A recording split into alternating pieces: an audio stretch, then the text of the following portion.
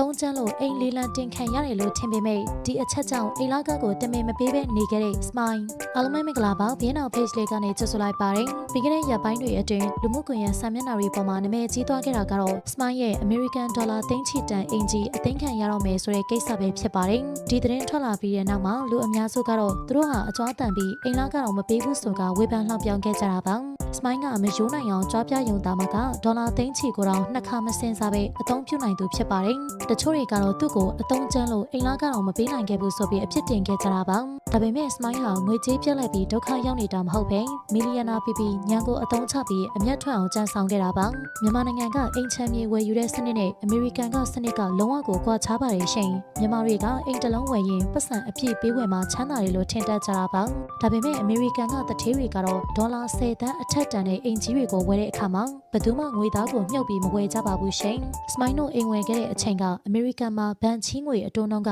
တမိုင်းတစ်လျှောက်အနှိမ့်ဆုံးဖြစ်နေခဲ့တာပါလက်ရှိအချိန်မှာတော့အဲ့ဒီအတိုးနှုန်းကတက်သွားခဲ့ပါပြီရှင်ဒေါ်လာ16 သန်းအိမ်ထဲမှာယင်းနှိမ့်မြုံနှံထားမဲ့အစားဘဏ်ကနေအကျွေးယူပြီးငွေသားတွေကိုအခြားအမျက်အစွန်းပို့ထွက်မဲ့စီးပွားရေးတွေမှာတုံးလိုက်ပါတယ်ဒါကြောင့် Smile ကအိမ်ကိုဘဏ်ချီးငွေနဲ့ဝယ်ခဲ့တယ်ဆိုတာကငွေမရှိလို့မဟုတ်ဘဲငွေကိုပါနဲ့စွာအသုံးချတက်လို့သာဖြစ်ပါတယ် Smile ဟာအိမ်လာက4-5 လလောက်မသွင်းနိုင်လို့အိမ်အသိမ်းခံရတော့မယ်လို့ပြောပေမဲ့ဒီအိမ်ကြီးကိုစောင့်ဝယ်တုန်းကပေါက်ဈေးကအမေရိကန်ဒေါ်လာ16 သန်းဝန်းကျင်ပါအခုလက်ရှိကာလပေါက်ဈေးကအမေရိကန်ဒေါ်လာ21 သန်းကျော်အထိကိုခုန်တက်သွားခဲ့တယ်ရှင်သူဝယ်ထားတဲ့အိမ်ကြီးရဲ့တန်ဖိုးကအချိန်တိုအတွင်းမှာတင်ဒေါ်လာ9 သန်းကျော်တက်သွားခဲ့တာပါအိမ်လာကကိုတမင်တက်တက်မသွင်းမိရက်ထားလိုက်ပြီးမှအိမ်ကိုဘဏ်ကလေးလံတင်ရောင်းချပေးမယ်ဆိုရင်ကိုယ်တိုင်ကအိမ်ပွဲစားကတော့ပေးစရာမလိုဘဲနဲ့အိမ်ရောင်းထွက်သွားမှာဖြစ်ပါတယ်။ကျွေးတွေအားလုံးလည်းဆက်ပြီးသားဖြစ်သွားမယ်အပြင်အမျက်ငွေဒေါ်လာတန်းနဲ့ချီပြီးလက်ထဲကိုပြန်ရအောင်မှာပါ။ဒါကြောင့် Smile ဟာငွေကြေးချမ်းသာမှုတွေလျော့သွားတာမဟုတ်ဘဲအရန်ကိုပါနဲ့တဲ့ယင်းနှိမ့်မြုံနှံသူတယောက်ဖြစ်နေကြတာပါ။ American ဥပဒေအရ